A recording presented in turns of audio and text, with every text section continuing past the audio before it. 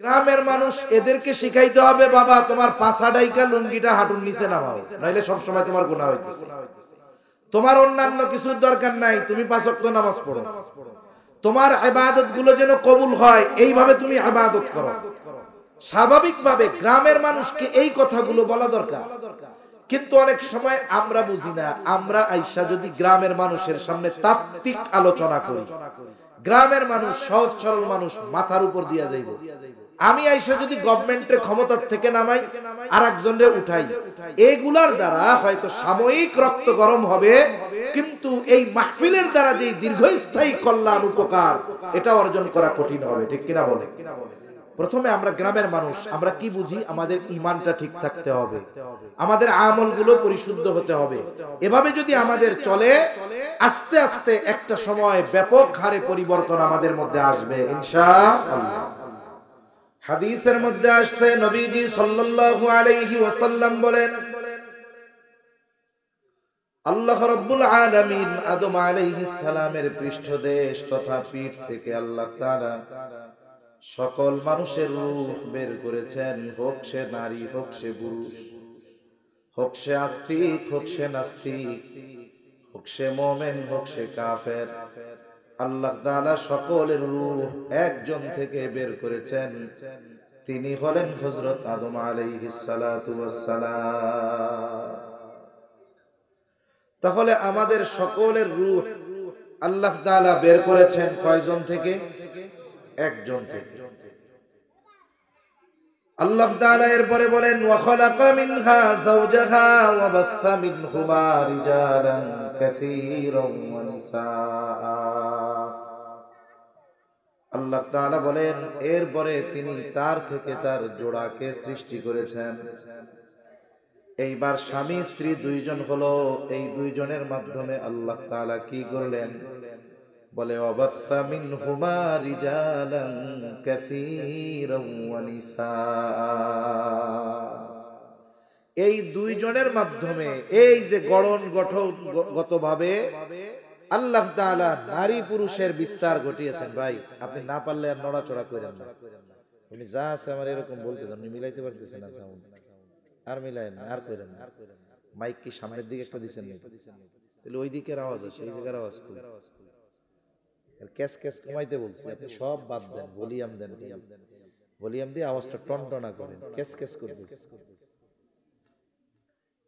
Eco দিয়েন না বেশি, হালকা ডিলে দিয়ে হালকা রিভার্ব দেন, ঠিক আছে? আওয়াজটা পরিষ্কার করেন, মাইকে আওয়াজ যেরকম ওরকম। আল্লাহ, তাহলে আল্লাহ তাআলা ইকো বাদ দেন না, ইকো একবারে বাদ দেন, রিপিট লাগবে না, ইকো লাগবে না, একবারে রিভার্ব দেন, হালকা হালকা ডিলে দেন। বক্সে সবে মাইকে কথা বলে সবচেয়ে শান্তি। এসব হলো সঙ্গীত মঙ্গীত বলবে এদের জন্য। এই দুই কোনায় দুইটা সুঙ্গা মাইক দিয়া থাকে, ধুমসে কথা বলে চলে যাওয়া, এতে গলা ব্যথায়, বুক ব্যথায়, উল্টা পাল্টা হইলে এগুলো হলো ইসলামী সঙ্গীত টঙ্গীতের জন্য ভালো।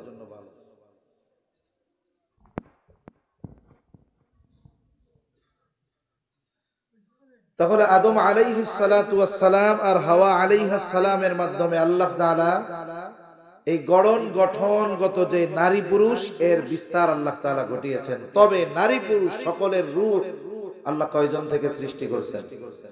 একজন। জোরে বলেন কয়জন? একজন থেকে।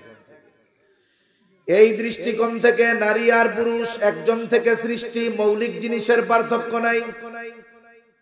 আবার দেখেন রাসূলুল্লাহ সাল্লাল্লাহু আলাইহি ওয়াসাল্লাম যখন মক্কার মধ্যে নিজের নবুয়তের খবর জানায় দিলেন, যেহেতু কুরাইশ বংশে মক্কায় ইসমাঈল আলাইহিস সালামের পর থেকে আর কোন নবীর আগমন ঘটে নাই, এই জন্য মক্কার মানুষও জানে না নবী কেমন হতে পারে। তারা মনে করতো নবী এমন কেউ হবে যে খাবে না, বাজারে যাবে না, বিবাহ করবে না।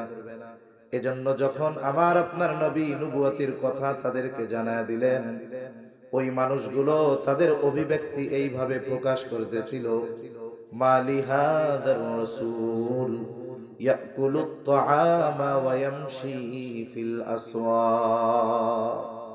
এ আবার কেমন রাসূল? এ দেখি খায়, এটা দেখি বাজারে যায়, যে খায় যে বাজারে যায় সে কি আর রাসূল হতে পারে?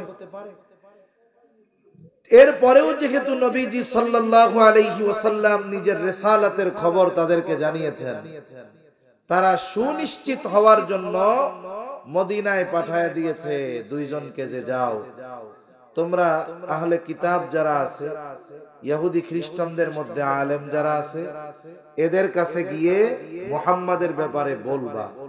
আসলে সে আসলে নবী কি নবী নয় এটা আমরা কিভাবে বুঝতে পারবো?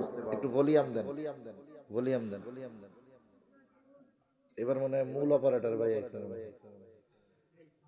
এত ভালো জিনিস আপনার, এটা কত হাই কোয়ালিটির এটা আপনিও জানেন আমিও জানেন। মেশিনটা কত ভালো, ড্রাইভার যদি একটু ভালো না দেন তাহলে তো গাড়ি দামি হইলে ড্রাইভার যদি ভালো না চালাইতে পারবো? ড্রাইভার যদি ফাঁক না হয়, জিনিস যদি নরমাল হয় ঠেলে নিয়ে যাবে। এমনি ভাইয়ের জিনিসগুলা খুব হাই কোয়ালিটির, মাশাআল্লাহ। আল্লাহ বরকত দান করুক, বলি আমিন। একটু ভলিউম দেন, আর কিছু লাগবে না, এভাবে আওয়াজ হইলে হবে। তাহলে ওই দুইজন গিয়ে বলছে যে আমাদের এলাকায় তো একজন নবী দাবি করে, সে আসলে নবী কি নবী না এটা আমরা বুঝবো কেমন? তা তারা তিনটি প্রশ্ন শিখাইয়া দিছে যে এই তিন প্রশ্ন তোমাদের মধ্যে যে নবী দাবি করে তার কাছে গিয়ে করবা, সে যদি জবাব দিতে পারে তাহলে সে নবী। লম্বা ঘটনা আছে, আমি মূল কথাটা শুধু বলতে চাচ্ছি। তিন প্রশ্নের মধ্যে একটা প্রশ্ন হলো রূহ কি জিনিস, ওয়ায়াসআলুনাকা আনির রূহ। আল্লাহ রাব্বুল আলামিন এই তিন প্রশ্নের জবাবই জানায়া দিয়েছেন। এই তিন প্রশ্নের মধ্যে একটা প্রশ্ন হলো তারা আপনাকে জিজ্ঞাসা করে, আপনার কাছে জানতে চায় রূহ কি জিনিস। আল্লাহ তাআলা বলেন আপনি জবাব দেন, জানায়া দেন, কুলির রূহু মিন আমরি রাব্বি ওয়া মা উতীতুম মিনাল ইলমি ইল্লা কলিলা। আল্লাহ তাআলা বলেন আপনি বলে দেন রূহ হলো আমার রবের প্রত্যাদেশ, আমার রবের নির্দেশ। ওয়া মা উতীতুম মিনাল ইলমি ইল্লা কলিলা। সাথে সাথে আল্লাহ তাআলা বলে দেন যে তোমাদেরকে অতি সামান্য জ্ঞান দান করা হয়েছে। তার মানে রূহ দেখতে কেমন, ধরতে কেমন, রং কেমন, আকার আকৃতি কেমন, ওজন কেমন, পরিমাণ কেমন, এটার কোনো কিছু নির্ণয় করার মতো যোগ্যতা জ্ঞান মানুষকে দেওয়া হয় নাই। আর এই রূহ কেমন দেখতে, ধরতে, আকার আকৃতি, এটা অনুধাবন করার মতো জ্ঞান মানুষকে দেওয়া হয় নাই, কারণ আল্লাহ তাআলা আমাদেরকে অতি সামান্য জ্ঞান দান করেছে। মানুষের জ্ঞান এটা কি বলেন? অতি সামান্য। কত সামান্য? অতি সামান্য। কথা কি বোঝা যায়? আমি মোটামুটি এখন ভালো লাগতেছে, আমার আওয়াজ আমার কানে যা আসতেছে আপনারা বুঝতেছেন তো? আচ্ছা, তাহলে একটু জবাবও দিতে হবে। কথা যদি বুঝেন তাহলে একটু জবাব দিতে হবে। তাহলে আল্লাহ তাআলা আমাদের জ্ঞান দিয়েছেন কত জ্ঞান? বলেন অতি সামান্য জ্ঞান। যেহেতু কথায় কথা আসলো, জেহেনেও কথাটা আসছে, এজন্য বলেই দেই আমাদের জ্ঞানের পরিধি কতটুকু। এই দুনিয়াতে আমরা তো সামান্য জ্ঞানের অধিকারী হওয়ার পরে মনে করি আমরা মহাপণ্ডিত, অতি পণ্ডিত। অনেকে তো এই জ্ঞান পেয়ে স্রষ্টার অস্তিত্বকে অস্বীকার করে বসে থাকে। আছে না নাই? এরকম আছে। কোরআনুল কারীমের মধ্যে শিক্ষা সফরের ঘটনা আছে কয়েকটা। আমাদের দেশে অধিকাংশ সময় স্কুল থেকে, কলেজ থেকে, ইউনিভার্সিটি থেকে শিক্ষা সফরে যায়, যদিও নাম শিক্ষা সফর, কিন্তু ওই সফরের মধ্যে কুশিক্ষায় ভরপুর। ঠিক কিনা বলেন? আসল শিক্ষা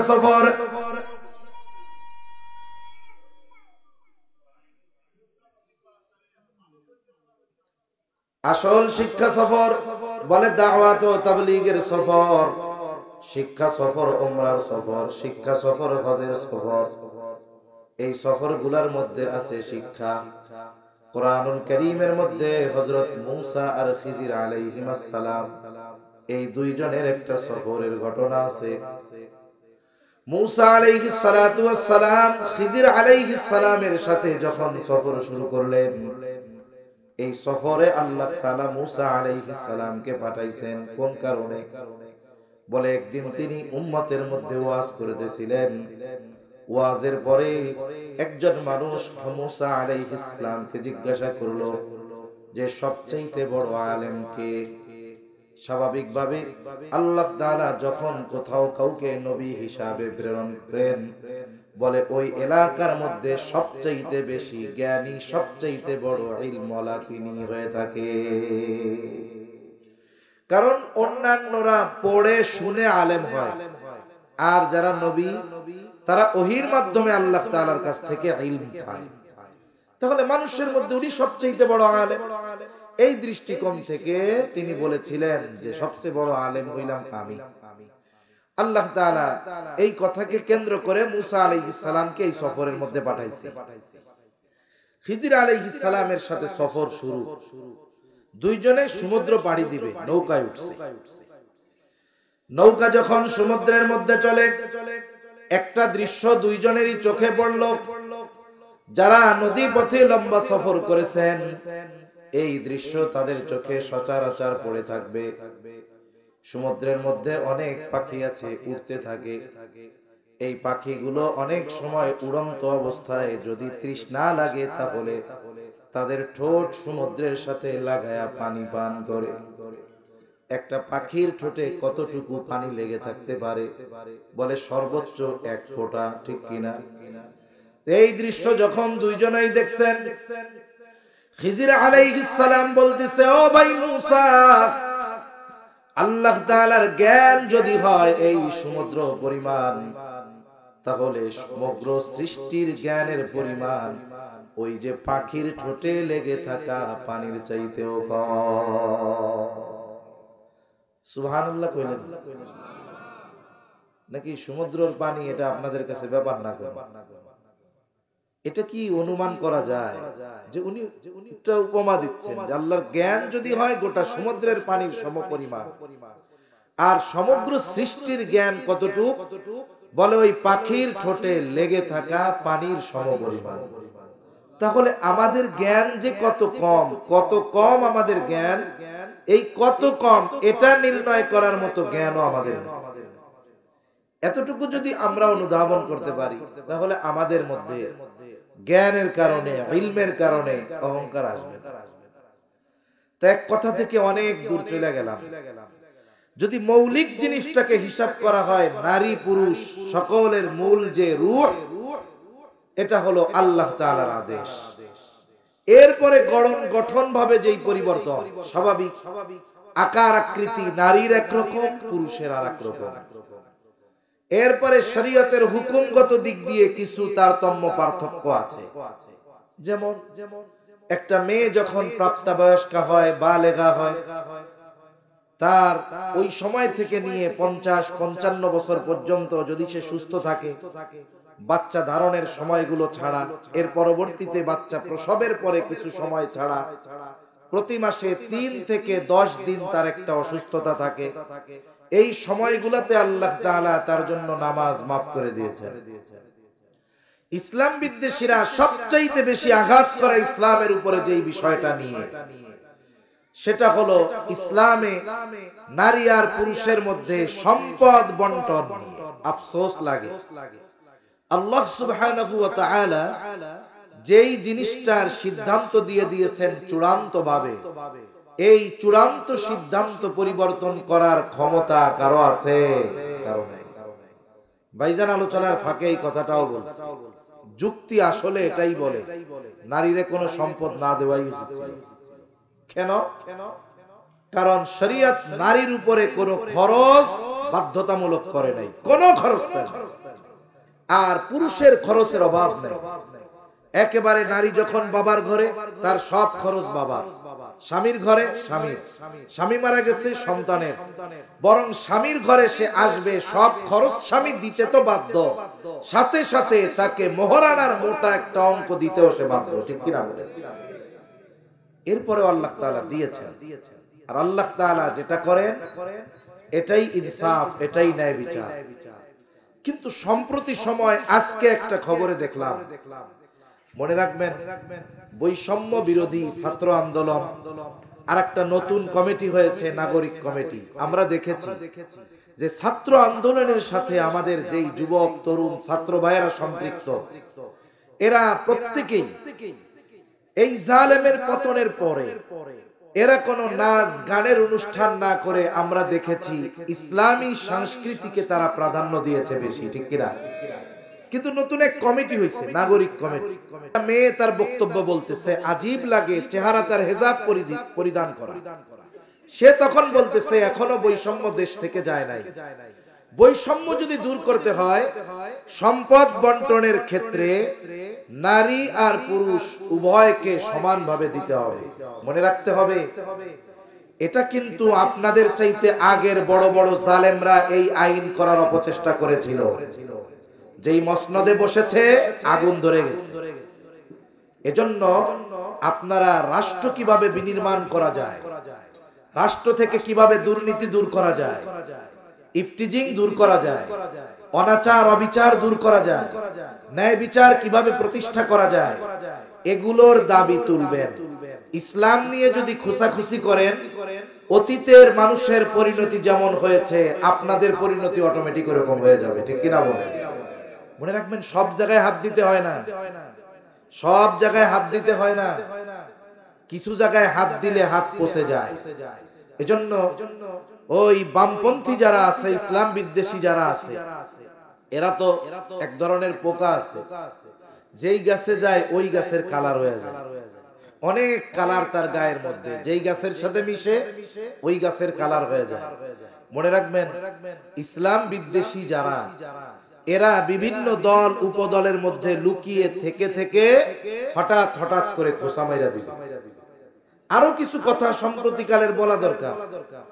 একটা ওলামায়ে কেরামের একটা অনুষ্ঠানে নারী সাংবাদিকরা ঢুকতে দেয় না। আচ্ছা, যেখানে সব হুজুর দাড়িওয়ালা টুপিওয়ালা ইসলামিক ওলামায়ে কেরামের উদ্যোগে এক আয়োজন, কেন গণমাধ্যমকে ওখানে নারী সাংবাদিক পাঠাইতে হবে? পুরুষ সাংবাদিকের অভাব পড়ছে? আর যিনি আসবেন তাকেও চিন্তা করতে হবে ওই জায়গার কালচারটা কি। মানে ইসলাম তাদের কাছে গলার কাটার মতো। একজন যদি নারী পোশাক পুরো খুলে ফেলে অসুবিধা নাই, কিন্তু নিজেকে কাপড় দ্বারা আবৃত করলে তাদের আর সহ্য হয় না। এটার নাম আধুনিকতা নয়, এটার নাম উন্নতি অগ্রগতি নয়, এটার নাম বেহায়াপনা, অসামাজিকতা, ঠিক কিনা বলেন? তা আমি এই বিষয়টা নিয়ে আর লম্বা কথা বলবো না। ওইখানে যদিও মনে হয় আল্লাহ তাআলা পুরুষের চাইতে নারীকে অর্ধেক দিয়েছেন, কিন্তু পুরুষের খরচ অনেক, নারীর কোনো খরচ নাই। এই খরচের দিক যদি বিবেচনা করা হয়, আল্লাহ তাআলা এই জায়গায় নারীকে জিতিয়ে দিয়েছে, ঠিক কিনা? কিন্তু আল্লাহ তাআলা ইবাদতের ক্ষেত্রে এই ধরনের প্রতিদানের ব্যাপারে কোনো তারতম্য করেন নাই। বরং যদি ইবাদতের ক্ষেত্রেও হিসাব করা হয়, আল্লাহ তাআলা এই জায়গায়ও নারীদেরকে জিতায় দিয়েছে। কেমনে? বুজুর্গানে দিন বলেন, একজন পুরুষ যদি ইচ্ছা করে বাসায় তার সমস্যা, মসজিদে এসে নফল নামাজ পড়তে পারে, তাসবিহ তাহলিল আদায় করতে পারে, কোরআন তিলাওয়াত করতে পারে। কিন্তু একজন নারী মন চাইলেই সে নফল ইবাদত করতে পারে না, কারণ তার ঘরে সন্তান থাকে, শ্বশুর শাশুড়ি থাকে, তার স্বামীর জন্য রান্না করা লাগে, স্বামীর কাপড় চোপড় ধৌত করা লাগে, আত্মীয় স্বজন আসলে তাদের জন্য রান্না বান্না করা লাগে, বৃদ্ধ শ্বশুর শাশুড়ি থাকলে তাদের সেবা শুশ্রূষা করা লাগে। বুজুর্গানে দিন বলেন, কোন নারী যদি ঘরের এই কাজগুলো আল্লাহ তাআলার সন্তুষ্টির জন্য করে, তাহলে তার এই গৃহের কাজগুলোও তার আমলনামায় কবুল ইবাদত বলে যোগ হয়ে যায়। যে মসজিদে এসে নফল পড়লো তারটা কবুল হইতেও পারে, নাও পারে, কিন্তু উনি এই কাজগুলো যদি আল্লাহর সন্তুষ্টির জন্য করেন, তাহলে ওনার এগুলো কবুল ইবাদত হিসাবে আমলনামায় যোগ হয়ে যায়। তাহলে আসেন আমরা আমাদের মূল কথার দিকে চলে যাই। আল্লাহ তাআলা বললেন, মান আমিলা সালিহান মিন যাকারিন আও উনসা ওয়া হুয়া মুমিন। আল্লাহ তাআলা বলেন, মান আমিলা সালিহা, যে সৎকর্ম করে, আমলে সালেহ করে, হোক সে পুরুষ হোক বা নারী, মিন যাকারিন আও উনসা ওয়া হুয়া মুমিন, আর সে মুমিন। তার মানে আল্লাহ তাআলা বলেন, যেই মুমিন নারী অথবা পুরুষ নেক আমল করে, সৎ কর্ম করে, আল্লাহ তাআলা ওই ইমানদার নারী আর পুরুষকে তাদের সৎ কর্মের কারণে দুনিয়া আখিরাত উভয় জগতে আল্লাহ তাআলা প্রতিদান প্রদান করবে। একটা মানুষ যখন নেক আমল করে, সে যদি ইমানদার হয়, তার এই নেক আমলের প্রতিদান আল্লাহ তাআলা দুনিয়ায় কিছু দেন, আখিরাতে পরিপূর্ণ দেন। তবে যদি কোনো বেঈমান নেক আমল করে, ভালো কাজ করে, আর কি নেক আমল বলতে ভালো কাজ, তাহলে তার এই ভালো কাজের প্রতিদান আল্লাহ তাআলা যা দেওয়ার দুনিয়াতে দিয়ে দেন। কোন বেঈমানের ভালো কাজের প্রতিদান আখিরাতে আল্লাহ দেন। অনেক বেঈমানরা আছে, তারা দুস্থ গরিব অসহায় মানুষদের দান সাদকা করে, আছে না নাই? রাস্তাঘাট বানায় দেয়, চিকিৎসার টাকা দেয়। যদি স্বাভাবিকভাবে এই কাজগুলো তারা করে, এটা ভালো কাজ। এগুলোর প্রতিদান যদি তার কিছু থাকে, সে দুনিয়াতেই আল্লাহর কাছ থেকে এটা পেয়ে যাবে, আখিরাতে তার জন্য ভালো কাজের কোনো প্রতিদান নাই। আবার যদি কেউ মন্দ কাজ করে, বলে এই মন্দ কাজের প্রতিদান আল্লাহ তাআলা দুনিয়াতে কিছু দিবে, আখিরাতে পরিপূর্ণ দিবে। এজন্য আল্লাহ তাআলা বলেন, ওয়া ইন্নামা তুওয়াফাউনা উজুরাকুম ইয়াউমাল কিয়ামাহ। আল্লাহ রাব্বুল আলামিন কোরআনুল কারীমের মধ্যে বলেন, কিয়ামতের দিন মানুষকে তার দুনিয়ার কর্মের পূর্ণ প্রতিদান দেওয়া হবে। তাহলে আমরা যেহেতু মুমিন, আমরা এই বিষয়টা খেয়াল রাখবো। আমরা যদি আল্লাহ তাআলার আদেশ নিষেধগুলো মেনে চলি, আমরা যদি ভালো কর্ম করি, সৎ কর্ম করি, তাহলে আল্লাহ তাআলা শুধু আখিরাতে নয়, আমাদের জন্য দুনিয়াতেও উত্তম প্রতিদান রেখে দিয়েছে।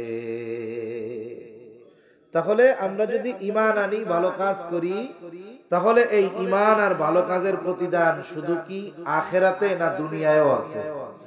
জোরে বলেন, আখিরাতে না দুনিয়ায়ও আছে? তাহলে আমরা কেন আল্লাহর হুকুম আহকাম মানি না? আমরা দুনিয়ায় ভালো থাকার চিন্তা করেই তো আল্লাহর হুকুম আহকাম মানা বাদ দিয়ে দিয়েছি। বেশি উপার্জনের জন্য ঘুষ খাওয়া ধরছে, সুদ খাওয়া ধরছে, হারাম উপার্জন শুরু করছে। কর্মের ব্যস্ততায় নামাজ পড়া বাদ দিয়ে দিছে। কর্ম করতেছে কেন? একটু উপার্জন বেশি হবে, দুনিয়ায় ভালো থাকবে। অথচ আল্লাহ বলেন, ঈমান আনো, নেক আমল করো, তাহলে দুনিয়ায় ভালো রাখার ব্যবস্থাও করবেন কে? শর্ত দুইটা। প্রথম শর্ত হলো ঈমান। প্রথম শর্ত কি? ঈমান। ঈমান কেন? ঈমান হলো কম্পালসারি শর্ত। আর আমার আপনার ঈমানটা হতে হবে বিশুদ্ধ ঈমান। আপনি শুধু যদি আল্লাহকে স্রষ্টা বলে বিশ্বাস করেন, এই কারণেই পরিপূর্ণ ঈমানদার হওয়া সম্ভব নয়। আল্লাহকে স্রষ্টা বলে বিশ্বাস শুধু আমরা করি তা নয়, মক্কার কাফেররাও। আল্লাহর অস্তিত্বের প্রতি মক্কার কাফেরদের বিশ্বাস কেমন ছিল, কোরআন থেকে আমরা একটু শুনি। কষ্ট হচ্ছে নাকি আপনাদের? একটা তাকবীর দেন, নারায়ে তাকবীর, নারায়ে তাকবীর। মাশাআল্লাহ। আল্লাহ রাব্বুল আলামিন কোরআনুল কারীমের মধ্যে বলেন, ওয়ালা ইন সাআলতাহুম মান খালাকাস সামাওয়াতি ওয়াল আরদা লায়াকুলুন্নাল্লাহ। আল্লাহ তাআলা বলেন, হাবিব, আপনি যদি মক্কার মুশরিকদের কাছে যান, তাদেরকে যদি জিজ্ঞাসা করেন, মান খালাকাস সামাওয়াতি ওয়াল আরদ, যদি প্রশ্ন করেন আসমান এবং জমিনের স্রষ্টাকে, আপনার এই প্রশ্নের জবাবে তারা কি বলবে? আল্লাহ তাআলা দুইটা তাকিদ যোগ করে বলেন, লায়াকুলুন্নাল্লাহ। অবশ্যই অবশ্যই মক্কার মুশরিকেরা বলবে, আসমান জমিনের স্রষ্টা হলেন আল্লাহ। আল্লাহ তাআলা এক জায়গায় বলেন, ওয়ালা ইন সাআলতাহুম মান নাযালা মিনাস সামাই মাআন ফাআহইয়া বিহিল আরদা বা'দা মাউতিহা। আপনি যদি মক্কার মুশরিকদের কাছে জানতে চান, আপনি যদি তাদের জিজ্ঞাসা করেন, মান নাযালা মিনাস সামাই মাআ, কে আসমান হতে পানি বর্ষণ করে, শুধু তাই না, ফাআহইয়া বিহিল আরদা বা'দা মাউতিহা, ওই বর্ষিত পানির দ্বারা কে মৃত জমিনকে পুনরুজ্জীবিত করে। তার মানে এখন তো যদি বর্ষার সময় বর্ষা না বর্ষে, বৃষ্টির সময় যদি বৃষ্টি না হয়, আমাদের মোটর আছে, আমাদের ডিজেল ইঞ্জিনের মেশিন আছে, এগুলার মাধ্যমে মানুষ ভূগর্ভ থেকে পানি উত্তোলন করে চাষাবাদ করে। কিন্তু এই একটা সময় এমন কোনো কিছুই ছিল না। ইমানদার থেকে কাফের সকলে আসমানওয়ালা আর আসমানি পানির জন্য অপেক্ষায় থাকতো, কখন বৃষ্টি হবে আর বৃষ্টির পানি জমিনের উপরে পড়বে। শক্ত ফেটে চৌচির হয়ে যাওয়া ওই জমিনটা কখন উর্বর হয়ে উঠবে, এই আসমানওয়ালার আসমানি পানির আশায় সকলে অপেক্ষা করত।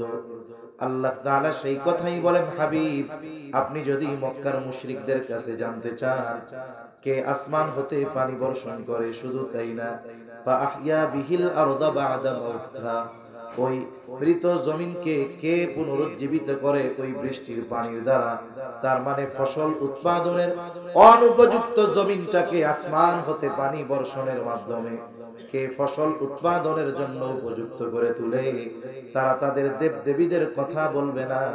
আপনার প্রশ্নের জবাবে কি বলবে? আল্লাহ তাআলা দুইটা তাকিদ যোগ করে বলেন, লা ইয়াকুলুনাল্লাহ, অবশ্যই অবশ্যই বৃষ্টি দেন আল্লাহ, আর ওই বৃষ্টির পানির দ্বারা জমিনকে ফসল উৎপাদনের উপযুক্ত করে তুলেন কে? এই জবাবগুলো কারা দিবে? কাফেররা। কারা? আবু জেহেল, উতবা, সাইবার আল্লাহর প্রতি কি বিশ্বাস ছিল সেই কথা আল্লাহ জানেন। চিন্তা করছেন? এরপরে আল্লাহ তাআলা বলেন, ওয়ালা ইন সাআলতাহুম মান খালাকাহুম লা ইয়াকুলুনাল্লাহ, আপনি যদি মক্কার মুশরিকদের কাছে জানতে চান তাদের স্রষ্টাকে, তাদেরকে কে সৃষ্টি করেছে, তারা তাদের দেবদেবীদের কথা বলবে না, নাস্তিকদের মতো বলবে না এমনি হয়ে গেছে, বরং আপনার এই প্রশ্নের জবাবেও তারা বলবে লা ইয়াকুলুনাল্লাহ, অবশ্যই অবশ্যই আমাদের স্রষ্টা হলেন আল্লাহ। এই বিশ্বাস কাদের? মক্কার মুশরিকদের। বলেন তো, আল্লাহর জাতের প্রতি এই রকম বিশ্বাস থাকার পরেও এগুলো বেঈমান না কাফের? কথা বুঝেন নাই মনে হয়। মক্কার যে ওই যে মুশরিক ছিল যারা, ওরা কি ইমানদার না কাফের? আরো জোরে কি বলেন? কাফের। তার মানে আসমান জমিনের স্রষ্টা আল্লাহ এটা বিশ্বাস করে, বৃষ্টি দেয় আল্লাহ এটা বিশ্বাস করে, ওদেরকেও সৃষ্টি করেছে আল্লাহ এটাও বিশ্বাস করে। এরপরেও এদের এই বিশ্বাস কেন কাজে আসলো না? এর কারণ তো আছে, ঠিক কিনা? কিসের কারণে? বলে শিরকের কারণে। কিসের কারণে? জোরে বলেন। শিরকের কারণে। তারা আল্লাহ তাআলার সাথে এমন কিছু বস্তুকে সমকক্ষ দাঁড় করায়া দিয়েছে যেই বিষয়গুলো দেওয়ার একমাত্র ক্ষমতা আল্লাহ, তারা আল্লাহকে বাদ দিয়ে কিছু মূর্তিকে মনে করেছে এই বিষয়টা দেওয়ার পাওয়ার তাদের আছে। আল্লাহর সাথে এই শিরক করার কারণে তাদের আল্লাহর জাতের প্রতি যে বিশ্বাস এটা মূল্যহীন হয়ে গেছে। আমাদের দেশেও এই ধরনের মানুষের অভাব নাই। কোটি কোটি মানুষ আছে আমার মনে হয়, তারা আসমান জমিনের স্রষ্টা আল্লাহ বিশ্বাস করবে, তারপরে তাদের আল্লাহ বানাইছে কথাও বিশ্বাস করবে, বৃষ্টি দেয় আল্লাহ তারা এই কথাও বিশ্বাস করবে, কিন্তু সন্তান দরকার যাইয়া যাবে বাবার কাছে। আছে না নাই? বারবার মাইয়া হইতেছে, পোলা যাইয়া যাবে আল্লাহর কাছে, বাবার কাছে, কবরের কাছে, মাজারের কাছে, পীরের কাছে। আছে না নাই? অভাব নাই। নিজের চোখে কত কিছু দেখছি। শাহজালাল রাহমাতুল্লাহি আলাইহির কবরে গেছে, গভীর রাত, লোকজন তখন কম, পাশে মসজিদ আছে। এক আল্লাহর বান্দা নামাজ পড়লেন কোথায়? কবরে ঢোকার আগে পশ্চিম দিকে যে কবরস্থান আছে ওর পাশে একটু জায়গা, উনি ওই ধুলাবালির মধ্যে 2 রাকাত নামাজ পড়লেন। মসজিদ কিন্তু পাশে। এরপরে একটু টান নিয়ে ভেতরে ঢুকতে হয়, উনি ভেতরে ঢুকলেন। ঢুইকা ওই যে দেয়াল আছে পাশে কবরের সাথে, ওইখানে মাথা ঢুকাই দিয়েছে। বাবা আপনি চাইলে দিতে পারলেন, বাবা আপনি চাইলে দিতে পারলেন, দেন বাবা। বলেন তো, ও তো ইয়াকিনা দৃঢ় বিশ্বাসের সাথে ওনার কাছে চাচ্ছে। আমার দৃঢ় বিশ্বাস যা চাচ্ছে ওটা দেওয়ার ক্ষমতা তো আল্লাহর আছে নাকি? উনি যে আবেগ প্রবণতার সাথে উনি চাচ্ছেন, এভাবে যদি আল্লাহর কাছে চাইতেন আমার মনে হয় আল্লাহ দিয়ে দিত। কিন্তু উনি চাইলেন গিয়ে কোথায়? কবরওয়ালার কাছে। যদি এই বিশ্বাস সে করে থাকে এটা দেওয়ার ক্ষমতা কবরওয়ালার আছে, আল্লাহর কসম ওর ঈমান নাই, এ ব্যাপারে কোনো সন্দেহ নাই। এইরকম মাজার, কবর, পীর, তাদের প্রতি এইরকম বিশ্বাস রাখা লোক এই দেশে অভাব নাই। আপনাদের বিশ্বাস তো মনে হয় না। মনে রাখবেন, হয়তো ওই বিশ্বাস স্থাপন করা লোকটা মারা যাবে, তাকে আমরা গোসল দিব, তার কাফনের ব্যবস্থা হবে, তার জানাজা হবে, তার জন্য হয়তো অনেকে দোয়া করবে। কিন্তু মনে রাখতে হবে ওই আবু জেহেলরাও আল্লাহকে বিশ্বাস করত, কিন্তু কিছু কিছু জিনিস চাইতো গিয়ে লাত, মানাত, হজ্জা আর ওবলের কাছে। আর এই ধরনের মানুষগুলো চায় গিয়ে কবরে, মাজারে আর পীরের কাছে। ওই আবু জেহেল, উতবা, সাইবা আর এই ধরনের মানুষের আকীদা, বিশ্বাসের মধ্যে কোনো পার্থক্য নাই। এজন্য আমার আপনার ঈমানকে শিরিক থেকে বাঁচাতে হবে। কি থেকে? যত পাপ বান্দা করুক না কেন, যদি শিরিক না করে আল্লাহ তাআলা মাফ করে দিবেন। এটা ঘোষণা কার? আরো জোরে কার? আল্লাহ তাআলা কোরআনুল কারীমের মধ্যে বলেন, ইন্নাল্লাহা লা ইয়াগফিরু আন ইউশরাকা বিহি ওয়া ইয়াগফিরু মা দুনা যালিকা লিমান ইয়াশা। আল্লাহ রাব্বুল আলামিন জানায় দেন, ইন্নাল্লাহা লা ইয়াগফিরু আন ইউশরাকা বিহি, আল্লাহ তাআলার সাথে যদি কেউ কোনো কিছুর শিরিক করে আল্লাহ তাআলা এটা ক্ষমা করবে না। শিরিক ছাড়া যদি কেউ অন্য কোনো পাপ করে আল্লাহ রাব্বুল আলামিন তাকে মাফ করে দিবে। কিন্তু শিরিক করে তাওবা করলো না, নিজেকে তাওবার মাধ্যমে পরিশুদ্ধ করলো না, ওই শিরকের উপরে আস্থা রেখে কুফরি আকীদা লালন করে সে যদি মৃত্যুবরণ করে, তার আখিরাতে নাজাত পাওয়ার কোনো উপায় নাই, তার ঠিকানা হবে চিরস্থায়ী জাহান্নাম। এজন্য শিরিক হলো ঈমান বিধ্বংসী এক কবিরা গুনাহ। আল্লাহ তাআলা শিরিককে জুলুম বলে অভিহিত করেছেন, মহা জুলুম। আল্লাহ তাআলা বলেন, ইন্নাশ শিরকা লাযুলমুন আযীম, শিরক হলো মহা জুলুম। একটি হলো শুধু জুলুম, আরেকটা হলো মহা জুলুম। আল্লাহ তাআলা শিরককে শুধু জুলুম বলেন নাই, মহা জুলুম বলেছেন। অথচ দেখেন আল্লাহ তাআলা কোরআনুল কারীমে শিরক ছাড়া যত অন্যায়ের কথা বলেছেন সব জায়গায় শুধু জুলুম শব্দ ব্যবহার করেছেন, কিন্তু শিরকের ব্যাপারে আল্লাহ তাআলা মহা জুলুম ব্যবহার করেছেন। কেন একটু বলবো নাকি? মহা জুলুম কেন? আগে একটা এমনে বানোয়াট গল্প কই আপনাদের। মনে করেন খবর কি? খবর হইল কি খবর? একজন একজনকে কইতেছে, ভাই অবাক করা এক খবর। কি খবর? কই শুনছেন নি? কি খবর? কই ওই পাশের এক লোকের মুরগির কি পাওয়ার জানেন? এক হাতি ঢুকছিল, মুরগি লাথি মাইরা হাতিরে মেরে ফেলছে। এখন কোন তো এটা কি সম্ভব না অসম্ভব? অসম্ভব। অদ্ভুত ঘটনা, এটা তো মহা এক ঘটনা। হাতি পাড়া দিয়া মুরগিরে মেরে ফেলবে এটা স্বাভাবিক বিষয়, কিন্তু মুরগি লাথি মেরে যদি হাতিরে মেরে ফেলে এটা হলো মহা অদ্ভুত এক বিষয়। ঠিক কিনা বলেন? শুধু অদ্ভুত না, মহা অদ্ভুত। তা দেখেন জুলুম কাকে বলে? জুলুম হলো সবল কর্তৃক দুর্বলের উপরে যদি কোনো অবিচার করা হয়, সবল কর্তৃক দুর্বলের উপরে যদি অবিচার করা হয় এটা শুধু জুলুম। কিন্তু দুর্বল কর্তৃক যদি সবলের উপরে অবিচার করা হয় এটা হলো মহাজুলুম। যেমন মুরগি যদি লাথি দিয়ে হাতিরে মেরে ফেলে এটা হলো মহা অদ্ভুত ঘটনা। অনুরূপ ভাবে দেখেন দুর্বল যদি সবলের উপরে অবিচার করে, আমরা শিরকের মাধ্যমে আল্লাহর ব্যাপারে অবিচার করি, তাহলে আমরা কত দুর্বল। আমাদের এই দুর্বলতাও নির্ণয় করা আমাদের দ্বারা সম্ভব না। তাহলে এত দুর্বল হওয়ার পরেও অবিচার করি কার? আহকামুল হাকিমিনের উপর। এজন্যই আল্লাহ তাআলা পৃথিবীর সব পাপকে শুধু জুলুম বলেছেন, আর শিরককে আল্লাহ তাআলা মহা জুলুম বলে অভিহিত করেছেন। আর এই জুলুম যে করে আল্লাহ তাআলা তাওবা না করলে তাকে ক্ষমা করবে না। এজন্য আমরা আমাদের ঈমানকে শিরক থেকে বাঁচাবো তো ইনশাআল্লাহ। সম্ভবত তাফসীরে রুহুল মাআনির মধ্যে একটা ঘটনা আছে, কিয়ামতের ময়দানে এক লোক হাসরের ময়দানে উঠবে, সে নিশ্চিত যে সে জাহান্নামী।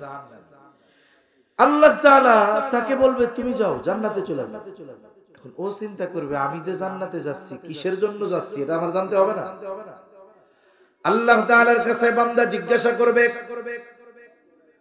যে আল্লাহ আমার তো কোনো নেক আমল নাই, সারা জীবন পাপে ভরা, অন্যায় ভরা, জুলুমে পাপাচারে ভরা।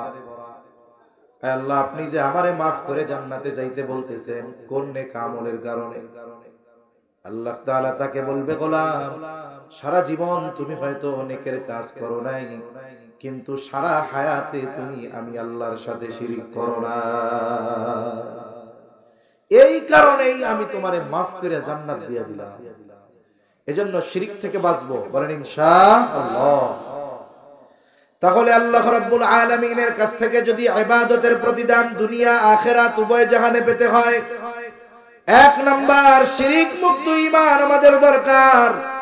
কিন্তু আফসোস আমাদের মা বোনেরা অনেক সময় বোঝে না, পুরুষ মোটামুটি বুঝলেও মহিলারা বোঝে কম। এই জন্য দেখবেন আমাদের মা বোনেরা যদি স্বামীর কোনো বিপদের খবর শুনে, সন্তানের যদি কোনো বিপদের খবর শুনে, এই খবর শোনার সাথে সাথে বলে আল্লাহ আপনি আমারে কি বিপদটা দিলেন, এই বিপদ থেকে যদি আপনি আমারে উদ্ধার করেন তাইলে অমক বাবার দরবারে একটা খাসি দিব। বলে কি বলে না? বিপদ উদ্ধার করবে আল্লাহ, খাসি আপনি বাবারে খাওয়াবেন কেন? হ্যাঁ, এটা কোন বিচার? সেজন্য বিপদ আপদ মুসিবত দেন কে? বিপদ আপদ মুসিবত থেকে উদ্ধার করেন কে? তাইলে আপনি শুধু শুধু ওই দরবার গুলায় খাসি খাওয়াবেন কেন?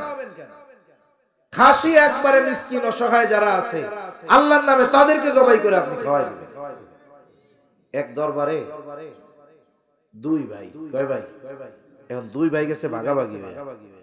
এই দরবারে আমি কিন্তু কোন নির্দিষ্ট জায়গার নাম বলতেছি না, এটা হলো আমার জানা দেখা যেগুলো এগুলো বলতেছি। এরকম কাহিনীও ঘটে, অবাক করা বিষয়। এখন একজন মুরগি নিয়ে আসছে একটা মানত করার লাগা। এখন দুই ভাই দুই পাশে বসাইছে, ওই লোক রাস্তা দিয়ে আসতেছে। এখন কোন দরবারে সে নিবে? দুই দরবারের লোকে মুরগির দুই ঠ্যাং ধরে টানাটানি শুরু করে দিছে। হায় হায়, তাই না মুরগিটারে জ্যান্তই একবারে ছিঁড়ে ফেলছে। এজন্য আমাদের একটু জ্ঞান বুদ্ধি থাকা দরকার। কোরআন সুন্নাহ ইসলাম এটা কি এত দৈন্য দশায় পড়ে গেছে নাকি যে বিপদ আপদে পড়লে কি করতে হবে ইসলাম শেখায় নাই আমাদের? জোরে বলেন শেখাইছে? স্বয়ং আল্লাহ শিখিয়ে দিয়েছেন। আল্লাহ তাআলা বলেন ওয়াস্তাঈনু বিস-সাবরি ওয়াস-সালাহ ইন্নাল্লাহা মা'আস-সাবিরিন। মা বোনরাও একটু খেয়াল দিয়ে শুনবেন, আপনার কাছে যদি কোনো বিপদ আপদ মুসিবতের খবর আসে, আল্লাহ তাআলা বলেন বান্দা বিপদ আমি দিয়ে পরীক্ষা করি, বিপদ থেকে আমি আবার উদ্ধার করি। তাইলে আপনি বিপদ দেন, আপনি উদ্ধার করেন, তাইলে পরীক্ষা করার কি দরকার? এখানেই তো কথা। আল্লাহ তাআলা পরীক্ষা কেন করেন? আল্লাহ তাআলা মূলত বিপদ দিয়ে দেখতে চান আমি বান্দাকে বিপদ থেকে পরিত্রাণের যেই পদ্ধতি বলে দিলাম, বান্দা কি আমার প্রতি বিশ্বাস রেখে ওই পদ্ধতি অবলম্বন করে নাকি অন্য কোন পন্থায় সে বিপদ থেকে বাঁচতে চায়। এটাই আল্লাহ দেখতে চায় যে আমি বিপদ দেওয়ার পরে বিপদ থেকে পরিত্রাণের রাস্তাও বলে দিয়েছি, সে কি আমার ওই রাস্তা অবলম্বন করে নাকি অন্য কোনটা করে। এজন্য আল্লাহ তাআলা বিপদ দিয়ে এই কথা বলে দেন ইস্তাঈনু, আমার কাছে তোমরা সাহায্য চাও, বিপদ আপদ মুসিবতে পড়লে সাহায্য চাও। কেমনে চাইবো? বলে আল্লাহর কাছে সাহায্য চাওয়ার জন্য খাসি মানত করা লাগবে না, দরবারে মোরগ দেওয়া লাগবে না। আল্লাহ তাআলা বলেন বিস-সাবরি ওয়াস-সালাহ, ধৈর্য আর নামাজের মাধ্যমে বিপদ আপদ মুসিবতে আমার কাছে তোমরা সাহায্য চাও। তাইলে বিপদ আপদ যদি আল্লাহ দেন, সাহায্য কার কাছে চাইবো? আল্লাহর কাছে। কিসের মাধ্যমে? ধৈর্য আর নামাজের মাধ্যমে। মুসিবতের কথা আসছে, সাথে সাথে আপনি গিয়ে নামাজে দাঁড়ায় যান, ওযু কইরা আমার মা বোনরা কি করবে, আমার আত্মীয় স্বজন তো এরকম আছে, এই জন্য বলতেছি, ওনারা কি করবে, ওনারা কিছু সংবাদ পরিপূর্ণ শোনার আগে মানত করে বেড়াতে। আল্লাহ হেফাজত করুক, বলি আমিন। মধ্যে এক ধরনের বাটপার বের হইছিল, চিটিংবাজ। এরা কি করতো, একটা বাড়ির খোঁজ খবর নিয়া টিয়া সুন্দর মতো ওই বাড়ির মহিলাদের টার্গেট করতো। এক সময় ওই বাড়ির পুরুষ যখন কাজে বের হয়ে যেত, ওই লোকটা আসতো, খোঁজ খবর কিন্তু আগে কিছু নিছে, এমন ভাবে ওর সামনে এই খোঁজ খবর নেওয়া গুলো তথ্য ওই মহিলারে বলতো যে তোর স্বামীর নামে, তোর শ্বশুরের নামে, তোর অমক অমক এই আছে। এখন মহিলা চিন্তা করে, কিরে এই বাবারে জীবনে কোনোদিন দেখি নাই, প্রথম দেখায় সব নাম কইয়া দিল। কয় শোন, আমি কিন্তু সব কিছুর খবর জানতে পারি। এই যে দেখ, তোর স্বামী গেছে না ভ্যান চালাইতে, ওই যে বিশ্ব রোডে চালায় না? কয় হ্যাঁ হ্যাঁ। কয় হায় রে, তোর স্বামীর কিন্তু একটা বিপদ হইব। এখন তো মহিলা মানুষ, দিল নরম, আবার আগে যেহেতু সব কথা বইলা দিছে, এখন চিন্তা করে বাবা এই বিপদ থেকে বাঁচা যায় কেমনে? কয় শোন, এটা এটা দে, আমার দরবারে মানত কর, এই তোর স্বামীর বিপদ যাইব। এখন মহিলা স্বামীর জীবনের কথা চিন্তা করে মনে করেন এক ভরি স্বর্ণ তারে দিয়ে দিছে, কথার কথা। এখন কি হলো, বিপদ আর হয় নাই, স্বামী সুস্থ অবস্থায় বাড়ি চলে আসছে। এইবার মহিলা তো খুব আবেগ দরদ নিয়ে কইতেছে, আল্লাহ তোমারে ফিরাই আনছে, কি এর কারণে জানো? কি কারণে? আজকে এক বাবা আসছিল, সব কইয়া দেয়, কিছুই কওয়া লাগে না, তোমার নাম, আমার শ্বশুরের নাম, আমার বাপ মার নাম, অন্যান্য আরো কিছু সব কইয়া দিছে। তা উনি সব দেখতে পারে, কয় এইখানে বৈশা বৈশা দূরের খবর সব জানে। তা কি হইছে? কয় তোমার না আজকে কপালে একটা ফেরা ছিল।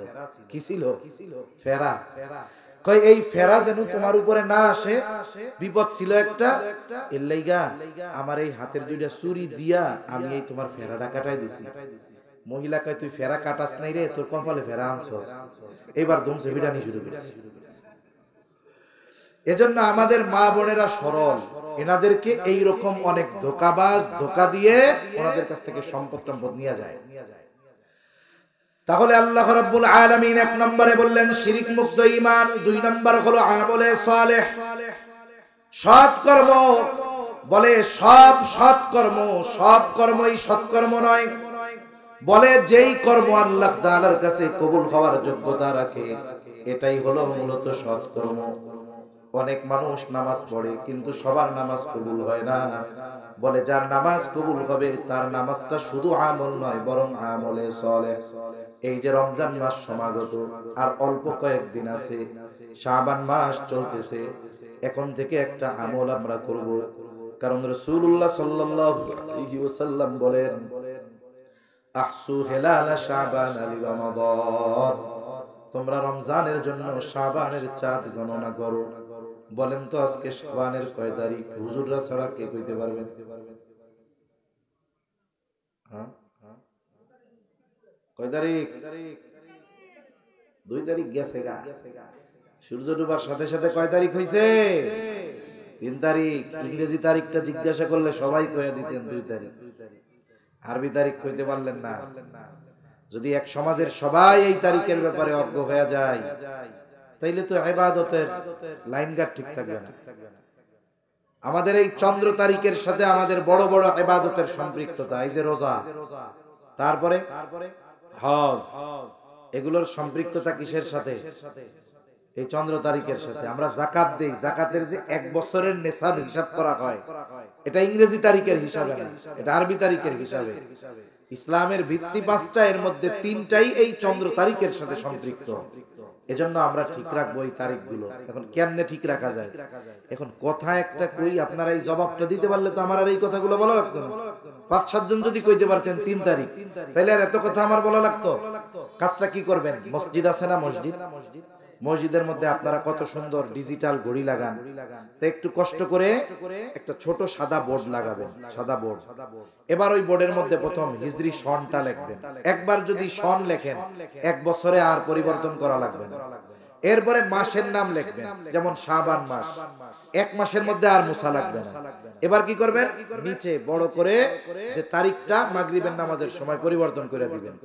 তাহলে কম পক্ষে এই জায়গাতে অনেক মানুষ আছে 5 ওয়াক্ত নামাজ পড়ে, যারা সাপ্তাহিক মুসল্লি তাগো হিসাব বাদ দেন, কিন্তু প্রকৃত 5 ওয়াক্ত মুসল্লি যারা, এনারা যখন মসজিদে ঢুকবে দরজার পাশে বোর্ডটা থাকলে এই 3-এর দিকে নজর যাবে যে আজকে 3 তারিখ শাবান মাস। তাহলে কি হলো, কিছু মানুষ কমপক্ষে এই তারিখগুলো জানা থাকলো। যদি সব মানুষ না জানে, ওলামায়ে কেরাম বলেন, তাহলে কিন্তু সবার গুনাহগার হওয়া লাগবে। আর এটার হিসাব রাখা আমাদের জন্য জরুরি। করা যাবে তো ইনশাআল্লাহ? কয় টাকাই বা খরচ হবে? আর অথবা একটা ব্ল্যাকবোর্ড কিনে দিবেন, চক থাকলো, হয়ে গেল, 1-150 টাকার মধ্যেই কমপ্লিট হয়ে যায়। গুরুত্বপূর্ণ একটা কাজ হবে, এটা করব তো ইনশাআল্লাহ। আল্লাহ তৌফিক দান করেন। এই যে রমজান মাস আসতেছে, আমাদের ইবাদত যেন আল্লাহর কাছে কবুল হয়। এজন্য বুজুর্গানে দিন বলেন, কোন ব্যক্তি যদি চায় তার আমলটা আল্লাহর কাছে কবুল হোক, তাহলে কিছু শর্ত ঠিক রাখলে তার আমল অল্প হলেও আমল কবুল করবেন কে? জোরে বলেন, আল্লাহ তাআলা কবুল করবেন। আচ্ছা ভাইজান কয়টার দিকে আসবে?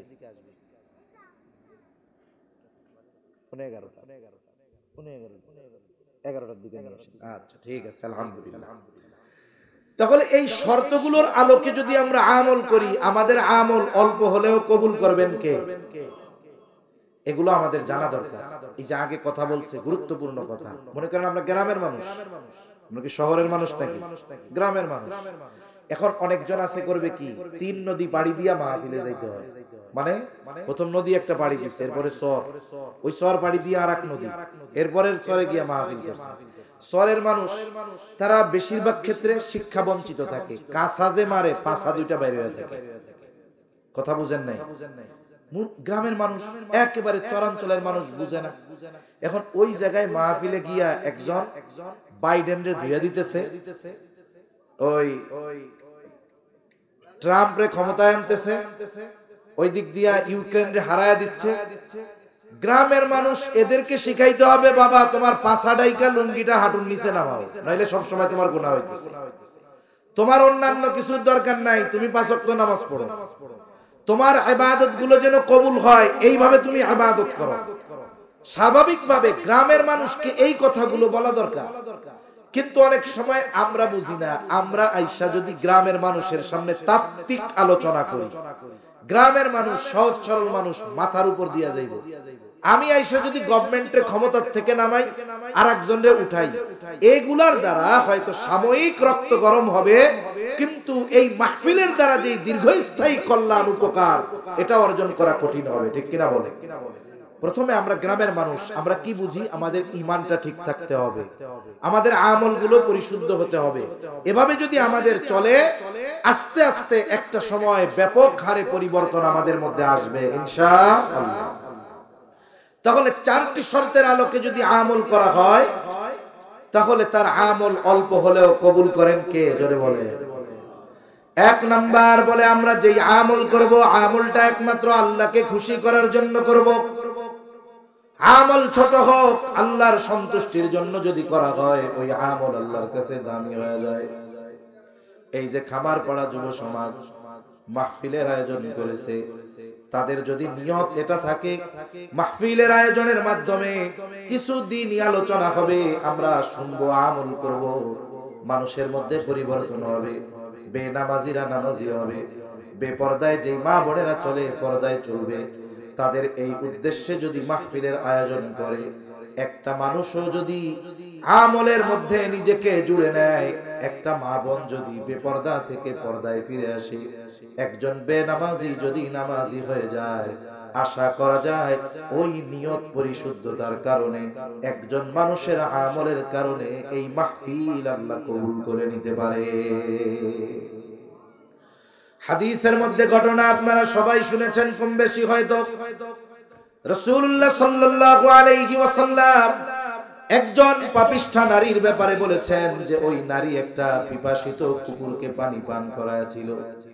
কুকুরের জন্য মায়া লাগছে, বলে পানি পান করিয়েছে শুধুমাত্র এই কারণে আল্লাহ তাআলা কিয়ামতের দিন তাকে maaf করে দিবে। আবার আরেকজন নারী একটা বিড়ালকে বেঁধে রেখেছে, খাবারও দেয় না, ছেড়েও দেয় না। বিড়ালটা খাবার না পেয়ে অনাহারে মারা গেল। নবীজি সাল্লাল্লাহু আলাইহি ওয়াসাল্লাম বলেন, এই বিড়াল বেঁধে রেখে খাবার না দেওয়ার কারণে আল্লাহ তাআলা কিয়ামতের দিন ওই মহিলাকে শাস্তি প্রদান করবে। তাহলে দেখেন, আমল যদি ছোট হয় আল্লাহর সন্তুষ্টির জন্য করলে ওই আমল কবুল করেন কে? এই জন্য আমাদের সকল ইবাদত, সকল ভালো কর্ম, নেক আমল দুনিয়ার কোন মানুষকে দেখানোর জন্য, সন্তুষ্ট করার জন্য করব না। আমি নামাজ পড়ব, দান সাদাকা করব, মানুষের সেবা করব, বলেন একমাত্র কার জন্য? আল্লাহ তাআলাকে দেখানোর জন্য। আল্লাহকে যদি দেখানোর জন্য করা হয় ওই আমল ছোট হলেও বড় প্রতিদান পাওয়া যায়। আর মানুষকে দেখানোর জন্য যদি বড় আমল করা হয় ওই আমল কবুল হওয়া তো বহুদূর, অনেক ক্ষেত্রে ওই আমল তার শাস্তির কারণ হয়ে দাঁড়ায়। 2 নাম্বার বলে, যেই আমলটা আমরা করব এটা নবীজির তরিকায় করব, সুন্নাত পদ্ধতিতে করব। এই পৃথিবীতে এমন কোন আমল নাই যেটার সুন্নাত তরিকা নাই। ইসলাম এমন এক জীবন ব্যবস্থা, নবীজি প্র্যাকটিক্যাল ভাবে আমাদেরকে ইসলাম শিখায় দিয়ে গেছে। আরে ইসলাম তো আমাকে এটাও শিক্ষা দেয়, রাতের বেলা বাতি নিভায়া ঘুমাইতে হবে। রাতের বেলা বাতি নিভায়া ঘুমাবেন। আমাদের ওস্তাদেরা যখন এই হাদিস পড়াইলেন, ব্যাখ্যা করলেন কেন, বলে ওই সময় তো ছিল তেলের বাতি। বলেন তো আপনাদের এলাকায় কুপা ল্যাম্প আছে না? এটারে কি বলে? কুপা বলে না, ল্যাম্প বলে। ল্যাম্প, এই ল্যাম্প, এটা যদি কোন সময় ইঁদুর বিড়াল রাত্রে বেলা আপনি জ্বালায় রেখা মাথার কাছে ঘুমায় গেছেন, ইঁদুর বা বিড়াল এসে লাথি মেরে দিচ্ছে, ল্যাম্প থেকে তেল পড়ছে, আপনার কোনো কিছুর সাথে, মশারির সাথে, তোশকের সাথে বা কাপড়ের সাথে লেগে গেছে, বড় অঘটন ঘটতে পারে কি পারে না? তাহলে 1 নাম্বার, বাতি নিভায়া ঘুমানোর আদেশ ছিল, বিপদ আপদ থেকে যেন রক্ষা পাওয়া যায়। ইঁদুর বিড়াল এসে এটা যদি ফালায়া দেয় বড় বিপদের কারণ হতে পারে। বলে 2 নাম্বার, আপনি ঘুমাবেন, বাতির দরকার কি? জ্বালাইলে অপচয়। এখন তো ঘরে কারেন্টের লাইট, তেলের বাতি নাই। আপনি যখন সুইচটা বন্ধ করবেন নিয়তে নিয়তে এটা রাখবেন যে নবীজি বলেছে বাতি নিভায়া ঘুমাইতে হবে, এই জন্য সুইচটা বন্ধ করলাম। বলে আপনি যখন এই বাতিটা বন্ধ করবেন এই নিয়তে, এটাও আপনার একটা কবুল আমল হয়ে যাবে। রাতের বেলা যখন শুই, বিছানা যাইডা শুই না, শুই, নবীজি সাল্লাল্লাহু আলাইহি ওয়াসাল্লাম বিছানা যাইডা শুইতে বলছে। কত গুরুত্ব দিয়েছেন নবীজি বিছানা ঝেড়ে শোয়াকে। নবীজি বলতেছেন প্রয়োজনে লুঙ্গির নিচ দিয়া এরকম হইলো ঝাড়া দিয়া বিছানা, এরপরে ঘুমাও। এটা লুঙ্গি দিয়াই যে ঝাড়ু দিতে হবে এই জন্য না, মূলত বোঝানো হয়েছে যে এই ঝাড়ু দিয়ে ঘুমানো কতটা গুরুত্বপূর্ণ।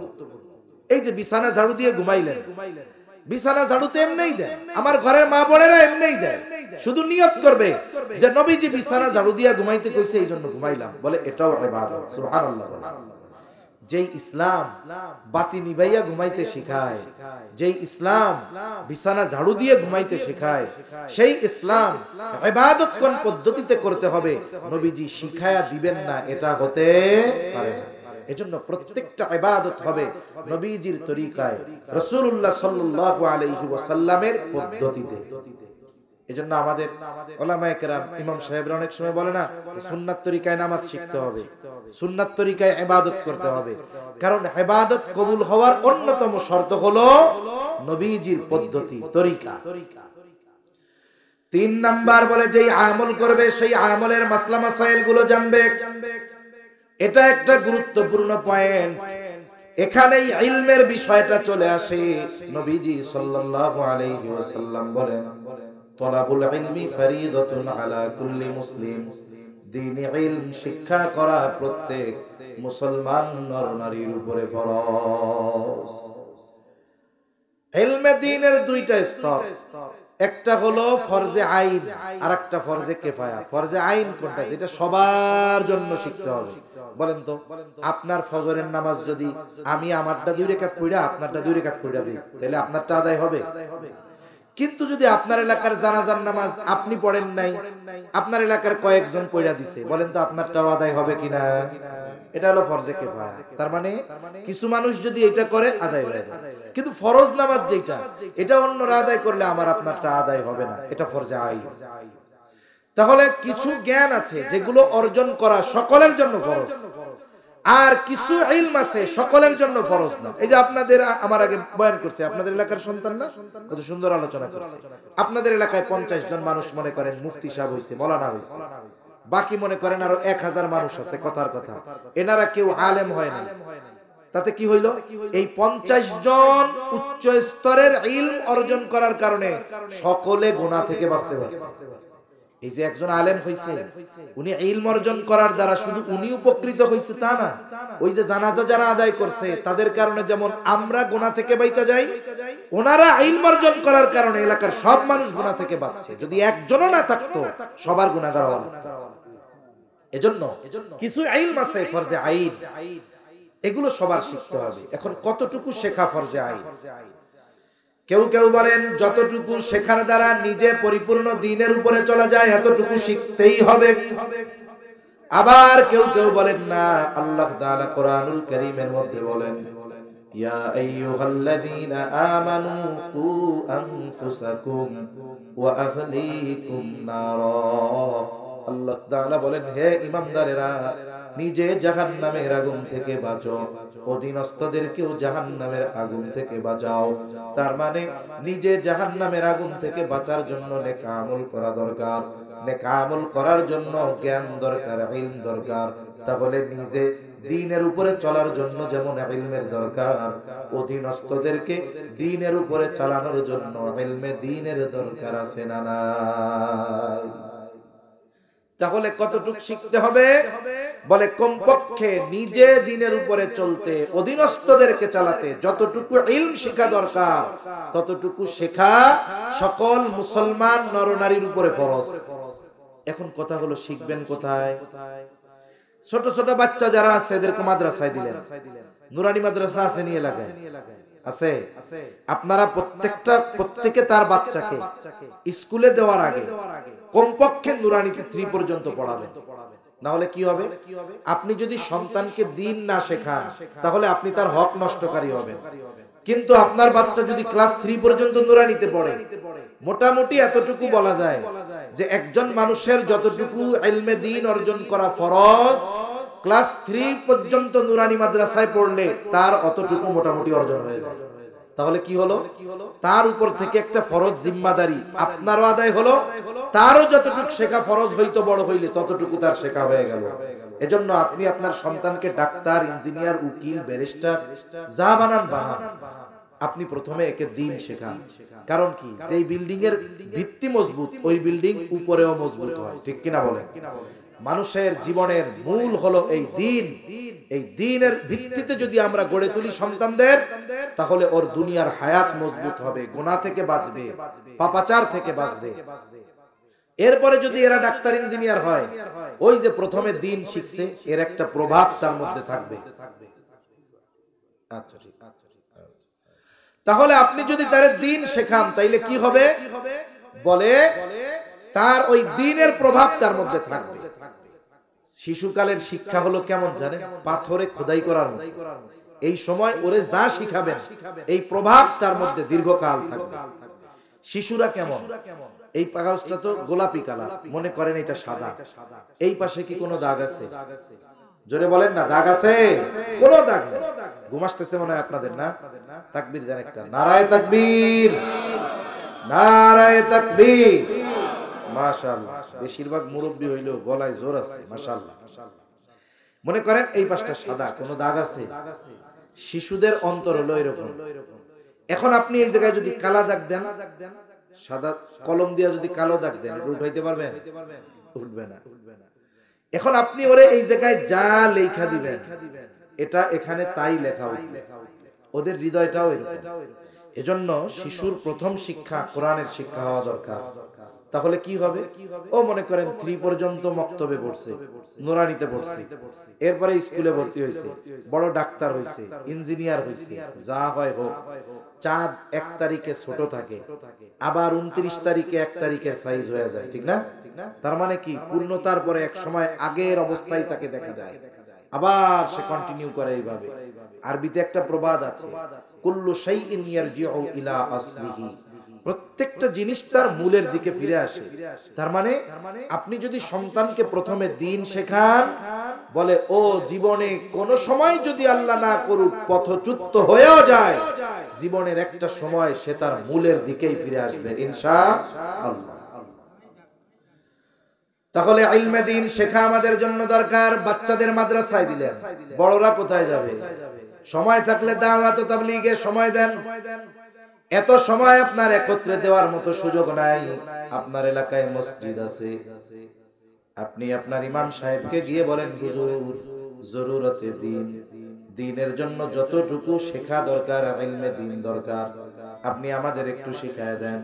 আমরা কর্মজীবী মানুষ, এশার নামাজের পরে যদি মসজিদে তালিম হয় 10 মিনিট তালিমের পরে আপনি আমাদেরকে আধা ঘন্টা করে আমাদেরকে যতটুকু ইলম শিখা ফরজ এতটুকু আস্তে আস্তে শিখায় দেন।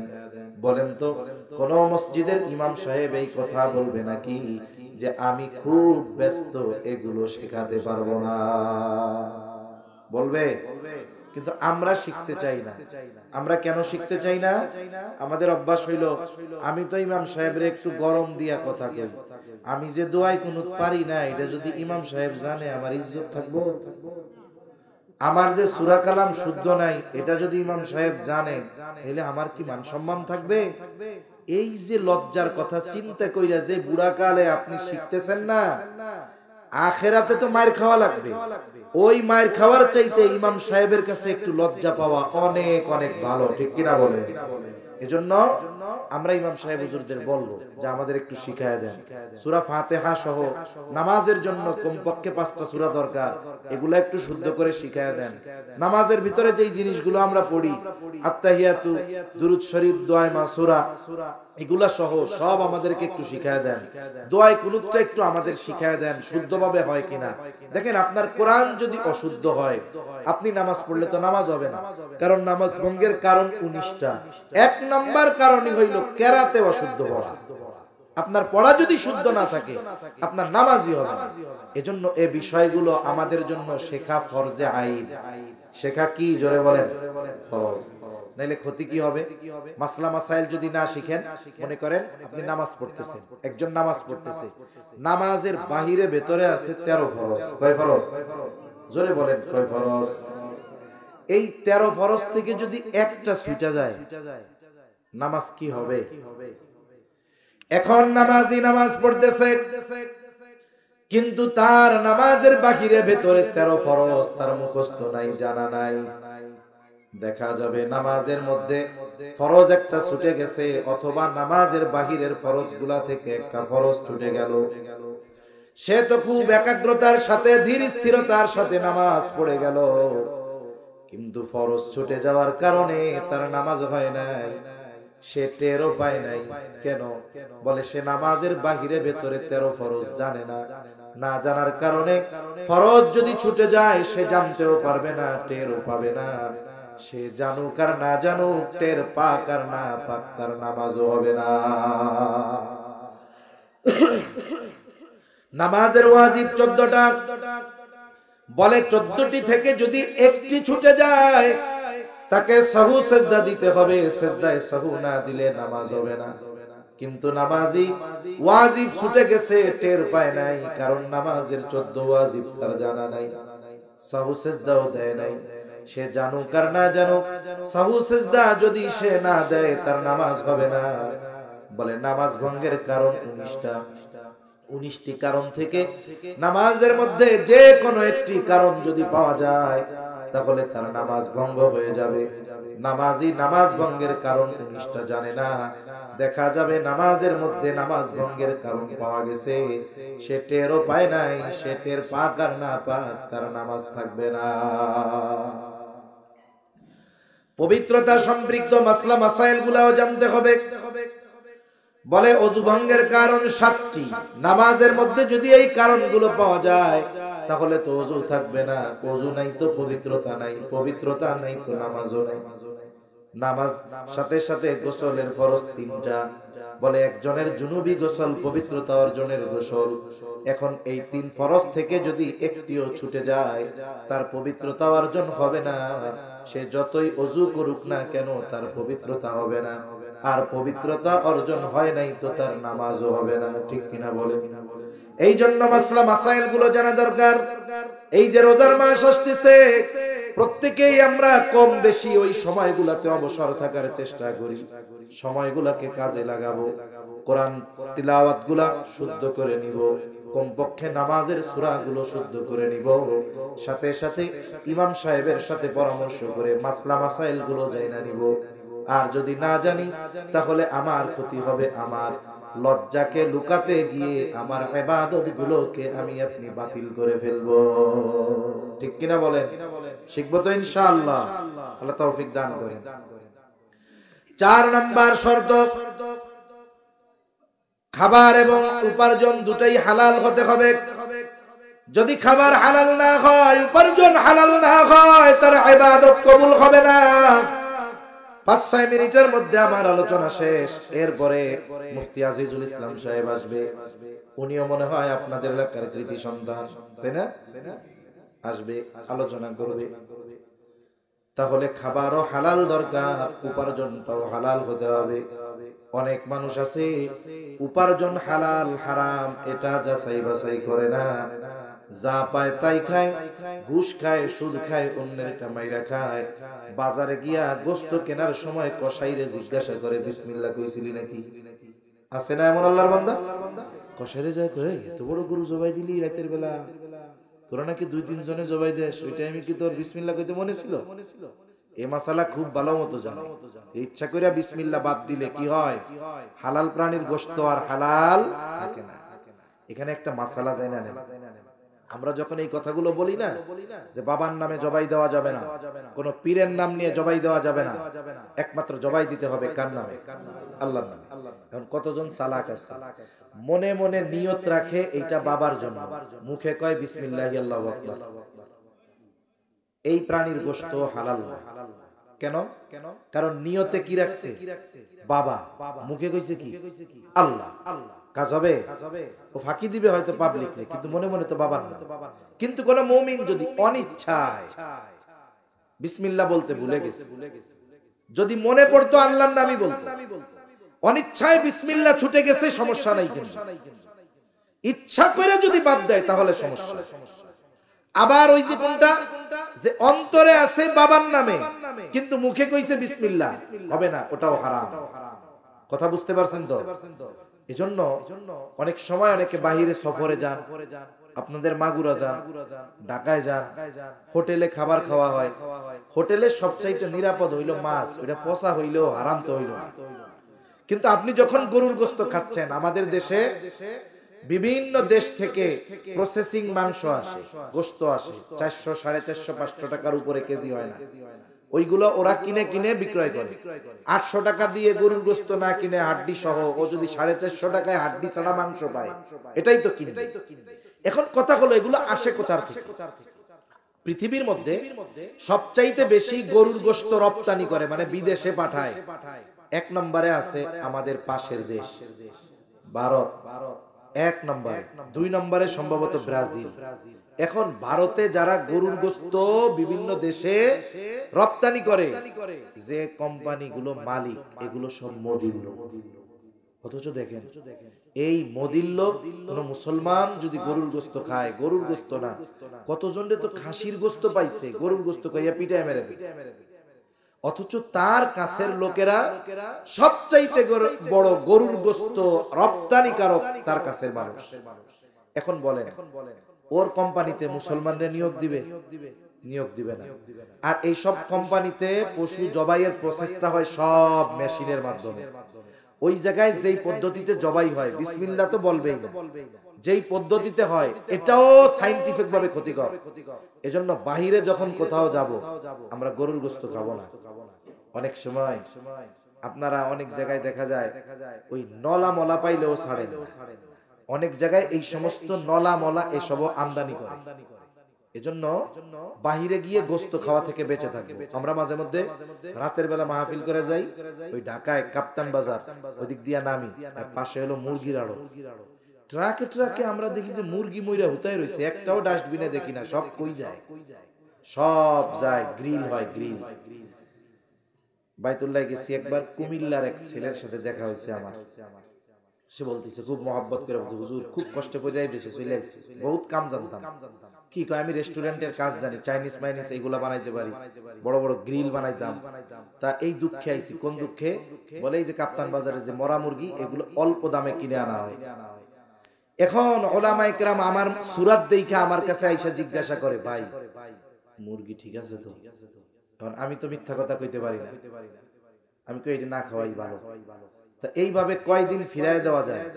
তা আমি আমার বিবেকের কাছে প্রশ্নবিদ্ধ হয়ে আল্লাহর কাছে খালি দোয়া করতাম, আল্লাহ আমার জন্য একটা উত্তম রিজিকের ব্যবস্থা করো। আল্লাহ এমন ব্যবস্থা করছে একবারে আমি যখন মন চাই তখনই বাইতুল্লাহরে দেখতে পারি। আল্লাহ আমারে এমন এক জিনিস দিছে। তা দেখেন, এই কাজগুলো বাস্তবেই হয়। এজন্য আমরা এই ধরনের মাংস টাংস বাহিরে খাবারের ব্যাপারে সতর্ক থাকবো ইনশাআল্লাহ। অনেক জায়গায় লেখা থাকে হালাল, মুরগির গোশত হইলেই হালাল হবে না, জবাই সহি শুদ্ধ তরিকায় হইতে হবে না। এই বিষয়গুলো আমরা খেয়াল রাখবো, বলেন ইনশাআল্লাহ। এখন দেখেন, ওই লোকের উপার্জন কিন্তু ঘুষের টাকা। যাইয়া কি কয়, কসাই রে বিসমিল্লাহ কইছস, কসাইও সালাক। কয় কাকা নামাজ কালাম পড়ি না, তাতে কি? নামাজ হলো আল্লাহর হক, না পড়লে আল্লাহ তাআলা মাফ করে দিতে পারে, কিন্তু ইচ্ছা করে বিসমিল্লাহ বাদ দিয়া যদি এই গরুটা জবাই দেই, গরুর গোশত আর হালাল থাকবে না। এই গোশত যদি বেইচা আমি সবাইরে খাওয়াই, তাহলে বান্দার হক নষ্ট করা হবে, এটা আল্লাহ মাফ করবে না। এত বুঝেন না, নামাজ কালাম না পড়লেও জবাইয়ের সময় বিসমিল্লাহ 3 বার কইছি, টেনশন করেন না। এবার হ্যাঁ তাইলে তো গোশত হালাল আছে, দেও 10 কেজি, রোজা আসতেছে তো। এখন পকেটের থেকে টাকাটা দিছে, ঘুষের টাকা। চিন্তা করছেন কত বড় বুজুর্গ আল্লাহওয়ালা, রমজান মাসে ঘুষ খায়, কয় রোজা রাখছি তো হাতে ধরা যাবে না, এটা ক্যাশের মধ্যে দিয়ে দেন। এ ধরনের বুজুর্গ লোক আছে না নাই? এজন্য আমার উপার্জনটা হালাল হইতে হবে, উপার্জনের উৎস হালাল হতে হবে। শুধু সুদ ঘুষ তা না, আপনি যেই কর্মটা করতেছেন এটাও হালাল হতে হবে। এক লোক ঢাকায় চাকরি করে, যুবক মানুষ, কিসে চাকরি করো? আমি এক বড় চাইনিজ রেস্টুরেন্টে চাকরি করি। ভাই কাজ কাম ফাঁকি দেওয়ার কোনো উপায় নাই। কেন? বলে সিসি ক্যামেরা লাগানো, 8 ঘন্টা টানা ডিউটি করতে হয়, পরিশ্রম যা করি 1 টাকাও হারাম নাই, ফাঁকি দেওয়া টাকা নাই। এখন জিজ্ঞাসা করে রেস্টুরেন্টে কামটা করস কি? এটা কয় ভাই ওই যে ফরেনাররা আসে না, ওদেরকে ড্রিঙ্কস সাপ্লাই দেয়। মানে বোঝেন নাই, ড্রিঙ্কস কারে খায়? মদ সাপ্লাই দেয়, মানে মদ পরিবেশন করে। অথচ নবীজি বলতেছেন মদের সাথে যে যেভাবে সম্পৃক্ত, প্রত্যেকটার উপরে আল্লাহর লানত। কার লানত? কাম করতেছে হারাম, উৎসটা কি হারাম, পরিশ্রম করতেছে ঠিক, কিন্তু ওই যে উৎস হারাম হওয়ার কারণে উপার্জনেরও বৈধতা নাই। এজন্য হালাল উপার্জন করাও ইবাদত। হালাল উপার্জন করা কি, জোরে বলেন? ইবাদত। নফল ইবাদতের চাইতে হালাল উপার্জন করা এটা বড় ইবাদত। কারণ আপনার উপার্জন যদি হারাম হয়, আপনার ইবাদতই তো কবুল হবে না। এজন্য নবীজি সাল্লাল্লাহু আলাইহি ওয়াসাল্লাম বলেন, কাসবুল হালালি ফরিদাতুন বাদাল ফরিদা। ফরজ ইবাদতের পরে অন্যতম ফরজ ইবাদত হলো হালাল উপার্জন করা। বুজুর্গানে দিন বলেন, একটা ব্যক্তি 5 ওয়াক্ত নামাজ যথাযথভাবে আদায় করে, এইবার সে সকাল বেলায় হালাল উপার্জনের নিয়তে হালাল কাজ করে। বলে হালাল উপার্জনের নিয়তে তার কাজটা যত ছোট হোক না কেন, কাজটা যদি হালাল হয়, নিয়ত হলো হালাল উপার্জন করা, বলে ওই কাজটাও তার আমলনামায় ইবাদত বলে যোগ হয়ে যায়। কারণ হালাল খাবার খাওয়ার নির্দেশ দিবেন কে? এখন এই হালাল খাবার যদি খেতে হয়, তার হালাল উপার্জন করতে হবে। এই যে হালাল খাবারের জন্য যে হালাল পরিশ্রম কর্ম যে সে করতেছে, কর্ম যত ছোট হোক, এই ছোট কর্মের কারণে ওই হালাল উপার্জনকারীকে তিরস্কার করা যাবে না। আমাদের সমাজে আমরা অনেক সময় মানুষের কর্মকে সামনে এনে তাকে লজ্জা দিই। কেমনে? আপনার এলাকার একটা সালিশ বসছে, এলাকার মানুষ হিসাবে ওখানে এক মাদ্রাসার প্রিন্সিপাল আছে, ইউনিভার্সিটির লেকচারার আছে, তারপরে কলেজের প্রিন্সিপাল আছে, উকিল আছে, ডাক্তার আছে, ইঞ্জিনিয়ার আছে, ব্যবসায়ী আছে, সাথে সাথে এলাকার মানুষ হিসাবে একজন ভ্যানওয়ালাও আছে। অনেক সময় আল্লাহ তাআলা কিছু ব্যক্তিকে এমন আউট নলেজ দেয় যেগুলো পড়ালেখা কইরা অর্জন করা যায় না, ঠিক কিনা বলেন? মাঝে মধ্যে যখন আমি গ্রামে থাকতাম, মুরব্বীদের সালিশে যাইতাম, আমি গেলে আবার মুরব্বীদের সাথে গল্প করি বেশি। এখন সালিশ হবে, শিক্ষিত লোকজন আসছে, আর মুরব্বী একজন মাথা নিচে করে দিয়ে এরম বইয়া রইছে, এনারে কেউ গোনে না। এখন এই যে ঝামেলা, এটা কেউ মিটাইতে পারে না। উকিল কতক্ষণ লেকচার মারে, প্রফেসর কিছুক্ষণ লেকচার দেয়, কিন্তু সমাধান হয় না। এরপরে মুরব্বী মাথা উঠে কয়, তোমরা তো কইলা দেখো আমি এইটা কই, হয় নাকি? দুই কথা কইছে, এবার সালিশ কমপ্লিট। এরকম মুরব্বী আছে না নাই? আল্লাহ তাআলা ওনাদের আলাদা এক মেধা দিয়েছে। এখন এই ভ্যান চালায় লোকটা ঠিক আছে, আমি কোন পেশা ছোট করতেছি না, বোঝানোর জন্য বলতেছি। এখন ওনারা তো শিক্ষিত মানুষ, সমস্যার সমাধান করতে পারতেছে না। এখন ভ্যানওয়ালা বলতেছে, চাচা যান আমি তো আছি, তাহলে আমিও একটা কথা বলি, আমার পরামর্শটা নেন। এখন আরেকজন রাগ হয়ে গেল, এই জায়গায় স্যার রয়েছে, প্রিন্সিপাল আছে, ডাক্তার, ইঞ্জিনিয়ার, এনারা সমাধান দিতে পারতেছেন, আমার ভ্যানওয়ালা আইছে সমাধান দিতে। এরকম বলে কি বলে?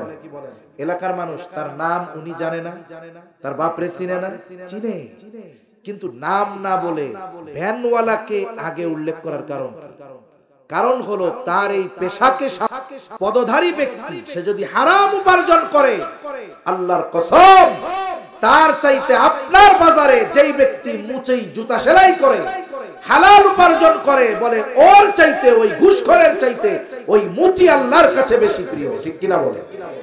এজন্য কারো পেশা নিয়ে আমরা কখনো তিরস্কার করব না। এটা আমাদের বদ অভ্যাস আছে, এগুলা বাদ দিব। তাহলে ইবাদত কবুলের চতুর্থ শর্ত বলে উপার্জন হালাল, খাবারটাও হালাল, দুটোই হালাল লাগবে। এখন যদি তার উপার্জন হারাম, খাবার হারাম হয়, বড় বড় অনেক ক্ষতি হয়। এক নাম্বার ক্ষতি বলে তার দোয়া আল্লাহ কবুল করে না। শবে বরাতের রাত্রে দোয়া কবুল হবে না, শবে কদরে দোয়া কবুল হবে না, আরাফার ময়দানে দোয়া কবুল হবে না, মুজদালিফায় দোয়া কবুল হবে না। দুই নাম্বার বলে তার ইবাদত আল্লাহ তাআলা কবুল করবে না। তিন নাম্বার হারামখোরের বড় ক্ষতি, নবীজি সাল্লাল্লাহু আলাইহি ওয়াসাল্লাম বলেন, লা ইয়াদখুলুল জান্নাতা জাসাদুন গুদিয়া বিল হারাম, হারাম বক্ষণকারীর শরীর জান্নাতে প্রবেশ করবে না। এখন একটু দুনিয়ার মজা নিতে গিয়া আমি আপনি যদি হারাম কর্ম করি, হারাম উপার্জন করি, সুদ ঘুষ হারামের সাথে জড়ায় যায়, আমি আপনি হয়তো জানতেছি না, কিন্তু আমার কোনো দোয়া কবুল হইতেছে না, আমার ইবাদত গুলো কবুল হচ্ছে না, আমার জন্য জান্নাতে যাওয়া কঠিন হয়ে যাইতেছে। বলেন তো এই ধরনের ক্ষতি যদি একটা মুমিনের হয়ে যায়, এই মুমিনের তো দুনিয়াও গেল, আখিরাতও গেল।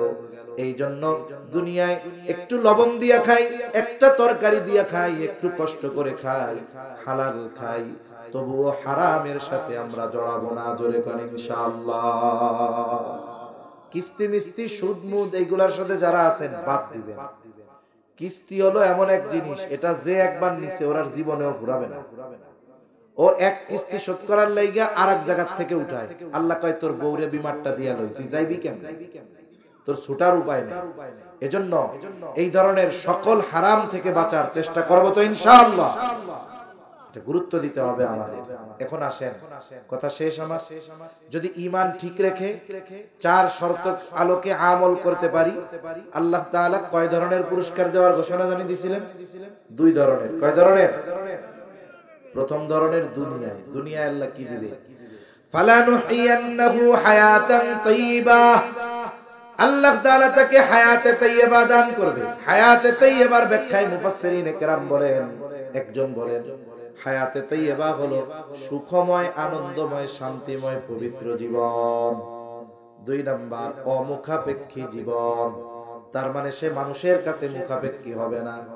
তিন নাম্বার বলে আল্লাহ তাআলা তাকে স্বল্পে তুষ্টতা দান করবে, তার মানে যতটুকুই সে পাবে ততটুকুতেই সে সন্তুষ্ট থাকবে। এরপরে কি দিবে? বলে ইবাদতের মধ্যে মজা দিবে। বলে এই জিনিসগুলো যদি কেউ দুনিয়ায় পেয়ে যায়, তাহলে এই দুনিয়ায় তার আর কোনো চিন্তা নাই। আর আখিরাতে কি দিবে? আল্লাহ তাআলা বলেন, ওয়ালা নাজজিয়ান্নাহুম আজরাহুম বিআহসানি মা কানু ইয়ামালুন। আসলে আমরা যে আমল করি, এই আমল দিয়া আখিরাতে জান্নাত পাওয়া তো বহুদূর, দুনিয়ার নিয়ামত গুলাকেও শোধ করা সম্ভব নয়। কিন্তু আল্লাহ তাআলা জানায় দেন, বান্দা তুমি নারী হও আর পুরুষ হও, ঈমান ঠিক রেখে যদি তুমি তোমার আমলগুলোকে পরিশুদ্ধ আমলে পরিণত করতে পারো, দুনিয়ায় হায়াতে তাইয়্যিবা দেওয়ার সাথে সাথে আখিরাতে তুমি যে আমল করেছো ওই আমলের তুলনায় আরো বহুগুণ উত্তম প্রতিদান আল্লাহ তাআলা দিবেন। তার মানে নেক আমল করনেওয়ালা নারী পুরুষকে আল্লাহ তাআলা আখিরাতে জান্নাতের মালিক বানায় দিবে। তাহলে আল্লাহ সুবহানাহু ওয়া তাআলা আমাদের ঈমানকে পরিশুদ্ধ করে শর্তগুলো ঠিক রেখে আমল করার তৌফিক দান করেন। সকলে বলি আমিন।